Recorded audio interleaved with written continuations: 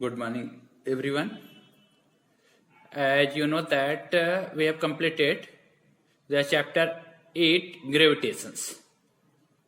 Now we are going to start next chapter 9, which is mechanical properties of solid. This is a very important chapter, and here we will discuss the properties of the solids. What properties of the solid followed? So many things are there. सबसे पहले हम बात करते हैं इस chapter में. One word is there, that is the elasticity. Actually this is not in syllabus this year, so we will not go in detail about these topics, but basic of that we should know. तो सबसे पहले हम बात करते हैं, एक word होता है deforming force. We will discuss later, जो भी हम आगे टर्म पढ़ेंगे, like we will start stress. तो ये सब चीजों में हम एक वर्ड पढ़ते हैं डिफॉर्मिंग फोर्स. तो सबसे पहले हम इसको समझ लेते हैं कि what is the meaning of deforming force. Deforming force का मतलब होता है कि the force which has tendency to deform the shape or size of a body. Deform means that has tendency to change either shape of the body or size of the body. That force, जैसे अगर हमारे पास rubber ball है तो if we are pressing it, या अगर हमारे पास रबर है तो we are stretching it, तो क्या होगा, इसका shape या size will deform, it will change. तो that force by which we are doing the activity, that is known as the deforming force. जैसे स्प्रिंग है तो if we are apply the force on that, अगर हम उस पर wait लटका दें, वेट हैंग करें, तो इन दैट केसेस क्या होगा, स्प्रिंग विल स्ट्रेच्ड, तो वहां पे भी क्या होगा, size of spring will deform, changed. तो द फोर्स या the weight is known as deforming force for that cases. तो ये समझ में आ गया कि ये हमारा एक डिफॉर्मिंग फोर्स ऐसा फोर्स है which changes the size or shape of a body. Clear. अब नेक्स्ट हमारा जो टॉपिक आता है दैट इज इलास्टिसिटी. दो वर्ड हम यूज करते हैं, एक इलास्टिसिटी और एक बोलते हैं plasticity. What is the meaning of elasticity? We have seen we have the two types of solids object are there. जैसे हमारे पास एक हम मान लेते हैं, हमारे पास रबर बॉल है, ठीक, या स्प्रिंग इज देयर, और एक हम गीली मिट्टी ले लें, क्ले ले लें, या बहुत स्ट्रांग कोई ऑब्जेक्ट ले लें. तो व्हाट इज हैपनिंग देयर, अगर हम स्प्रिंग को या रबर के बॉल को प्रेस करें, that means if we are apply the deforming force on that, तो what will happen, the shape of that object will changed. उसका शेप या तो इंक्रीज होगा, वो फ्लेंटेड हो जाएगा, या आपका इंक्रीज हो जाएगा. If you are pressing that, हो सकता है स्प्रिंग, अगर स्प्रिंग इज देयर तो अगर हम उसको प्रेस करेंगे तो their size will reduced. Clear. ये तो हो गया. इट्स क्लियर कि if we apply the deforming force on the object, तो what will happen, their shape या size will change. And this is true for all the cases. हमारे पास कोई भी अगर solid, actually this chapter is related to the solid, तो mostly we are talking about the solid. तो solid object को अगर हम प्रेस करते हैं, that means if we apply the deforming force, so what will happen, their shape or size will change. Clear. हम break तक नहीं की बात करते हैं कि वो ब्रेक हो जाए, टूट जाए, वो हम बात नहीं करेंगे. Normal we are talking about कि we are applying the deforming force such that there is only change in shape or size of the object. It's clear. Now if you remove the deforming force, then what will happen, अगर हम deforming force को वहां से हटा दें, जो force हमने apply किया है, दैट मीन्स कि अगर हमने रबर बॉल को स्ट्रेच किया है तो विल रिमूव दैट फोर्स, अगर उसको हम छोड़ दें. स्प्रिंग को अगर हमने स्ट्रेच किया है या आपको कंप्रेस किया है तो वी शुड लीव इट, अगर हम छोड़ दें तो व्हाट विल हैपन. तो फ्यू ऑफ द ऑब्जेक्ट, जैसे हमारे पास रबर बॉल है, स्प्रिंग है, that will regain their shapes, जैसे थे अपनी ओरिजिनल पोजिशंस में आ जाएंगे. लेकिन हमारे पास कुछ ऐसे भी ऑब्जेक्ट हैं which will not recover their shape. जैसे हमारे पास अगर क्ले है, गीली मिट्टी है, तो इफ यू प्रेस इट, तो क्या होगा, its shape will change, but after living it there will be no recovering in the shape or size of the clay. वो जैसे आपने प्रेस कर दिया, it will remain in their original position. अगर आपने it will remain in their deformed position. Sorry, deform position में ही वो रहेगी. बट हमारे पास अगर स्प्रिंग है, रबर है, तो वो डिफॉर्म पोजीशन में न रह के अपनी ओरिजिनल पोजीशन को एक्वायर कर लेगी. तो ऑन दिस बेसिस कि the object which recover their shapes, which regain their shapes when deforming force is removed, that object is known as the elastic object या इलास्टिक बॉडी. और if that are coming perfectly, it regain its shape 100%, पूरी तरह से अपने आप को recover कर लें, तो that is the perfectly elastic body. Clear? और such types of property by which the object regain their shape और size, that is known as the elasticity. It's clear कि if a body regain its original size and shape after the removal of deforming force, then it is said to be elastic body, and this property is known as the elasticity. Clear? कि अगर हम deforming force को remove करें and body will recover its shape and size या regain its shape and size, that object या that body is known as the elastic body. और इस property को हम बोलते हैं इलास्टिसिटी. अगर हम एग्जांपल की बात करें तो हमारे पास रबर बैंड है. Clear? In case of A spring also. और अगर हम बॉडी कंप्लीटली 100% ओरिजिनल शेप में आती है तो उसको बोलते हैं परफेक्टली इलास्टिक बॉडी. और these are the ideal cases is there. ये एक्चुअली होता नहीं है, आइडियल केसेस है. कोई भी ऐसा ऑब्जेक्ट नहीं है दैट विल रिकवर 100%. तो this we are talking about the ideal situations. Clear? अब हमारे पास दूसरे तरह के ऑब्जेक्ट, दूसरी कैटेगरी का object which does not regain its original size and shape even after the removal of the deforming force, that is said to be plastic body. और इस property को जो कि opposite of the elasticity is known as the plasticity. मतलब after removal of the deforming force, if the body does not regain recover its shape और size, then that body is known as the plastic body. This property is known as the plasticity. Clear? तो in case of हमारे पास so many examples are there. अगर हम chewing gum अगर हमारे पास है तो अगर स्ट्रेच करते हैं तो इट विल नॉट रिगेन. हमारे पास क्ले है, पुट्टी है, पैराफिन वैक्स आर देयर. तो ये हमारे पास क्या है? आपके प्लास्टिक बॉडी आर देयर. और इसमें भी एक वर्ड आता है परफेक्टली प्लास्टिक बॉडी. तो if a body does not show any tendency to regain its original size and shape even after the removal of the deforming force, is said to be perfectly plastic body. Clear? अब एक हमारे पास जो important चीज है कि no body is perfectly elastic or perfectly plastic. All the body found in nature lies between two limit. इन दोनों limit के बीच में, means when the elastic behavior of body decreases, its plastic behavior increases. मतलब हमारे पास दो ही object हैं, या तो plastic होगा या तो इलास्टिक होगा. Perfect body is not ideal. Okay, तो this is all about elasticity, elastic body, plasticity and plastic body. Clear?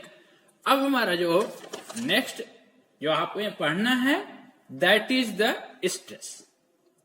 अब हमने डिफॉर्मिंग फोर्स की तो बातें कर ली कि इफ ये apply a force on a body, that force is particularly named as the deforming force. So what will happen? Its shape or size will change. It's clear? After removal of the deforming force, what will happen? It will regain its shape. ये क्यों regain करता है? This is because कि the body has the internal forces which opposes the external forces are deforming forces. ये तो होता है जब हम बॉडी पे एक्सटर्नल फोर्सेस डिफॉर्मिंग फोर्स लगाते हैं तो क्या होगा? The body will restore itself because of a force which opposes which acts from inside of the body. उसको बोलते हैं इंटरनल फोर्सेस. और दैट इंटरनल फोर्स का एक पर्टिकुलर नाम है रीगेनिंग फोर्स या restoring force. Clear? That internal restoring force which act on the body, because of that the body will regain its shape or size. It's clear कि अगर हम किसी ball के अंदर कोई हमारे पास अगर बॉडी है, suppose this is the body, अगर हम बाहर से कोई फोर्स लगाते हैं तो इट विल कंप्रेस्ड, लेकिन जैसे ही हम डिफॉर्मिंग फोर्स हटा दिए तो it will come into its original shape, back आ जाएगा. तो क्यों? क्योंकि internal force are inside the body, because of which it regain its shape. That internal force acting on a unit area of the body is known as the stress. Clear? तो इसको लिख लेते हैं कि the internal restoring force, हम बाहर की बात नहीं कर रहे हैं, हमारे पास दो तरह के फोर्स हो गए. एक हमारा डिफॉर्मिंग फोर्स हो गया which has tendency to deform the shape and size of the body, change the shape and size of the body. और दूसरा हमारे पास क्या है? दूसरा फोर्स हमारा है restoring force which has tendency to regain the shape and size of the body.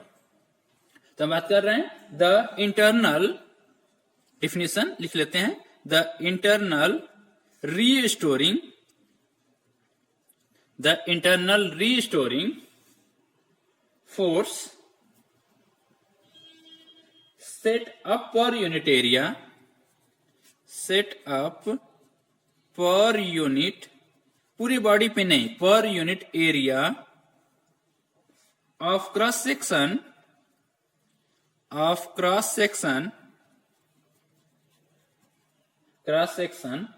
Of the deformed body, of the deformed body is called stress. ठीक, इसका कोई सिंबल नहीं है, इसको डायरेक्ट वर्ड में ही लिखते हैं, हमेशा याद रखिएगा. एक वर्ड इसके बाद और आएगा स्ट्रेन, तो this two quantity have no symbol, इसको हम डायरेक्ट स्ट्रेस से लिखते हैं. क्लियर? तो अगर मान लीजिए एक चीज और, तो अब हमारे पास क्या हो गया, stress is equal to, stress बराबर क्या हो गया, इंटरनल रीस्टोरिंग फोर्स. क्या हो गया हमारे पास, internal restoring force per unit area, मतलब divided by area of cross section on which the deforming force is applied. अब व्हाट विल हैपन, अगर हमारे पास इंटरनल रीस्टोरिंग फोर्स को मेजर करना पॉसिबल नहीं है, अंदर से क्या फोर्स लगा रही है body, that we can not calculate ना, बट हम ये कर सकते हैं कि if the body in equilibrium, तो क्या होता है, that restoring force that should be equal to our external applied force, तभी तो बॉडी इक्विलिब्रियम में होगा. अदरवाइज अगर डिफॉर्मिंग फोर्स अगर जाते हैं तो बॉडी विल डिफॉर्म, वो कंटिन्यूस डिफॉर्मेशन में होगा. और अगर इंटरनल रीस्टोरिंग फोर्स जाते हैं तो दैट विल स्ट्रेच अपवर्ड. तो in equilibrium what will happen, to measure that in equilibrium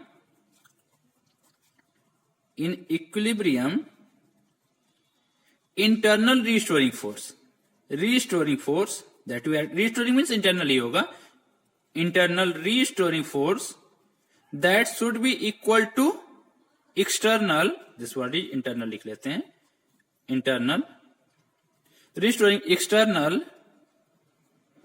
deforming, this is deforming, external deforming force. और ये क्या है, that is the applied force. ये तो हम अप्लाइड कर रहे हैं, deforming force means applied force by which the body change the shape and size. If be the external applied force on area of cross section A, then stress, हमने आपको बता दिया कि it has no symbol, is equal to it, this formula, actual formula is this, but to measure that stress we are using this formula. Actual हमारा ये है कि internal restoring force acting per unit area, but internal restoring force को measure करना difficult है, so that in place of that we are using this force. तो that is applied force. That is then applied force divided by area. तो what we can write down, divide applied force is F upon A. This is the formula for the stress to calculate that. इसको हम equation number 1 ले लेते हैं, and this is the equation number 2. This is the formula to measure the stress, to calculate the stress. अब from this we can calculate the unit भी लिख सकते हैं ना. SI unit क्या होगा, SI unit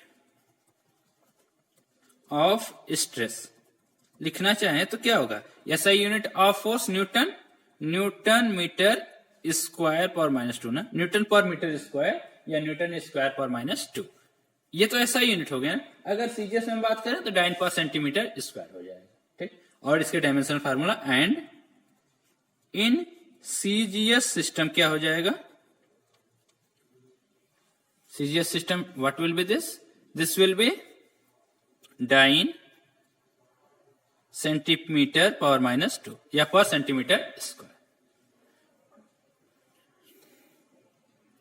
चलिए नेक्स्ट पॉइंट पढ़ते हैं, types of the stress.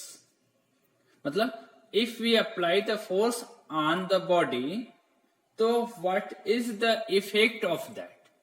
Body compress हो रही है, स्ट्रेच हो रही है, ठीक, तो ऑन दैट बेसिस हम किस डायरेक्शन में स्ट्रेस अप्लाई कर रहे हैं, means force per unit area apply कर रहे हैं.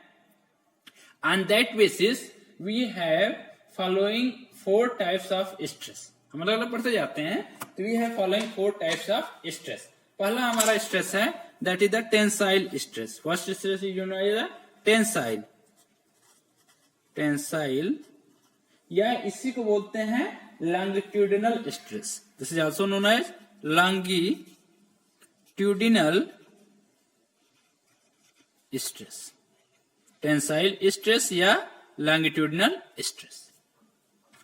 इसको समझ लेते हैं कि ये कब आता है, if the restoring force set per unit area of a body when the length of body increases in the direction of the deforming force. मतलब क्या होगा कि ड्यू टू दिस स्ट्रेस, अगर if due to stress there is increase in the length of the body, there is increase in the length of the body, increase in the length of the body, length of the body in the direction of the, this is a important word, in the direction of the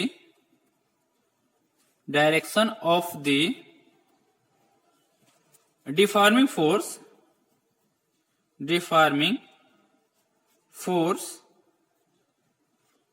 is called tensile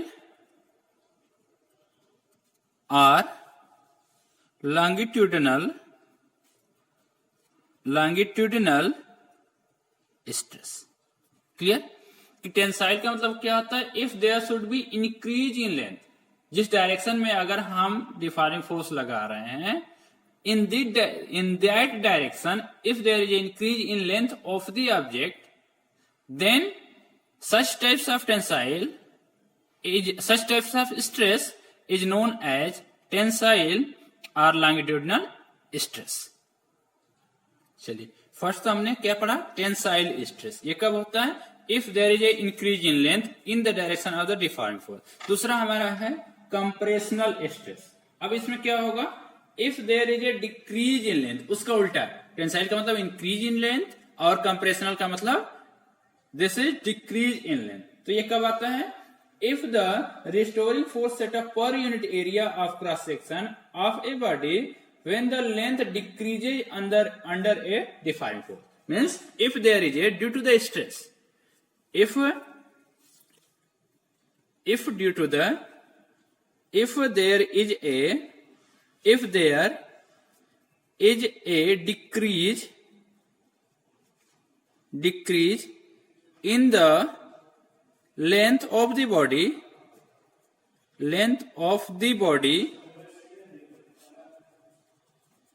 due to stress, then that stress, या इसको हम बोल सकते हैं restoring force per unit area, then that stress is known as compressional stress. It's clear. दो हमारे पास हो गया, एक टेंसाइल स्ट्रेस और दूसरा कंप्रेशनल स्ट्रेस. टेंसाइल में क्या होगा, there will be increase in length, और कंप्रेशनल में क्या होगा, there will be decrease in length. Next third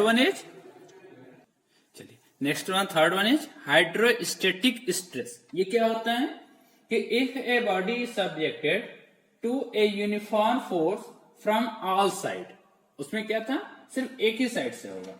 इसमें क्या होता है, from all side, then the stress is known as the hydrostatic stress. मतलब इसमें क्या होगा, if a body, in this case कि इफ ए बॉडी, कब ये डेवलप होगा, if a body is subjected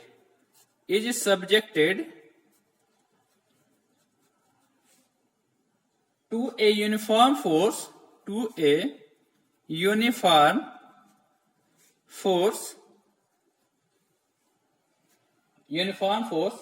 from all sides,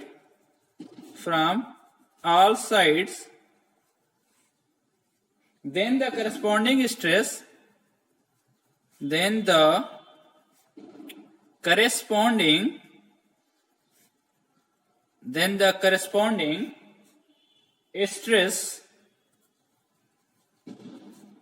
is called hydrostatic stress.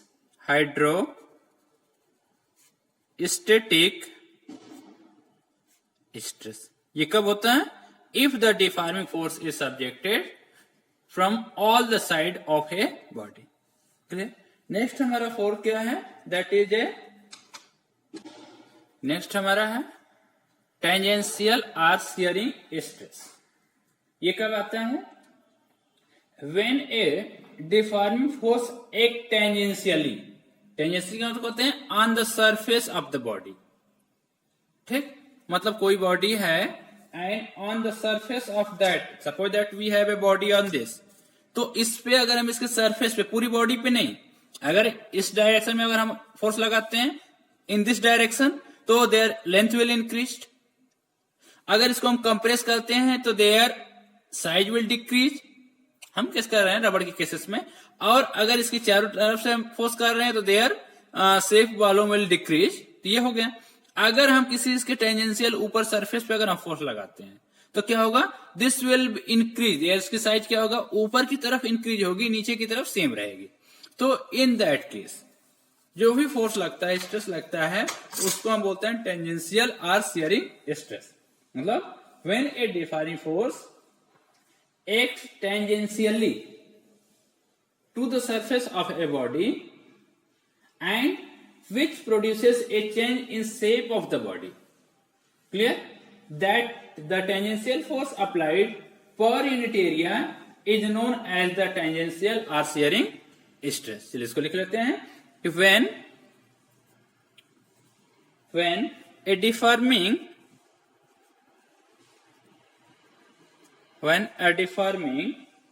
force acts tangentially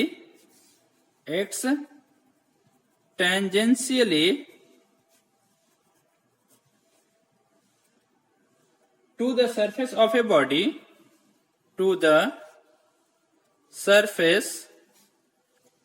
a body,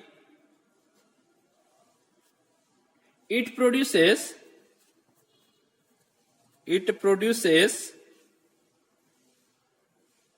a change in the produces a change in the shape of the body clear. अब हम किसी body पे अगर tangential force apply करेंगे तो what will happen, इसका shape ही तो change होगा।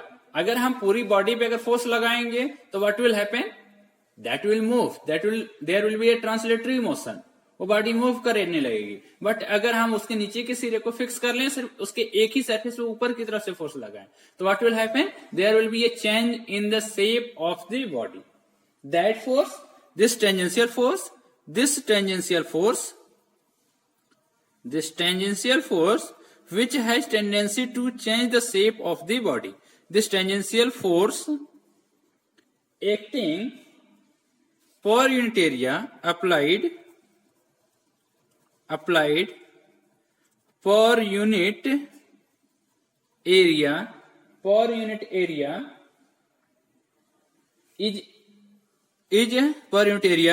is known as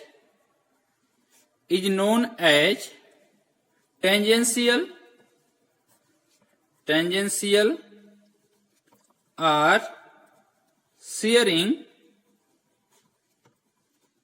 stress. This is known as tangential or shearing stress. This way, in today's class, we have discussed about the elastic body, means the body which has tendency to regain या recover its shape and size after the removal of the deforming force. And then that types of property by which the body has tendency to recover its shape and size is known as the elasticity. इसके बाद हमने plastic body के बारे में बात किया, which have no tendency, which does not change, recover its shape after the removal of the deforming force, उसको हम बोलते हैं plastic body, and this property is known as the plasticity. इसके बाद हमने बात किया स्ट्रेस के बारे में। तो what is stress, this is the internal restoring force acting per unit area of a body, but it is not possible to measure the internal restoring force, so that in equilibrium we know that this restoring force is equal to deforming force or external applied force, so that by using the formula stress is equal to applied force upon area, we can measure the stress. Then we have discussed, we have the different types of stress are there. सबसे पहले हमने बात किया था tensile या longitudinal stress के बारे में, means it is the force acting per unit area which has tendency to increase the length of the body. अगर हम स्ट्रेस बॉडी पे लगाएं, फोर्स पर यूनिट एरिया लगाएं, and that has tendency, their effect is that कि there is a increase in length of the object, then that is known as the tensile stress या longitudinal stress. Compressional stress means its opposite is there कि if we apply the force per unit area in such a way that there is a decrease in length of the body, then that force is known as that force per unit area या तो that stress is known as the compressional stress. Next हमने पढ़ा hydrostatic stress, मतलब क्या होता है, if a uniform force applied from all side of a body, then that corresponding that force per unit area is known as the hydrostatic stress. और उसके बाद last one हमने पढ़ा टेंजेंशियल और shearing stress, means if we apply the force on the object which has the tangential direction, which is applied in the tangential of the object, and which has tendency to change the shape of the body. That tangential force acting per unit area of the body is known as the tangential or shearing stress. This is whole about the stress.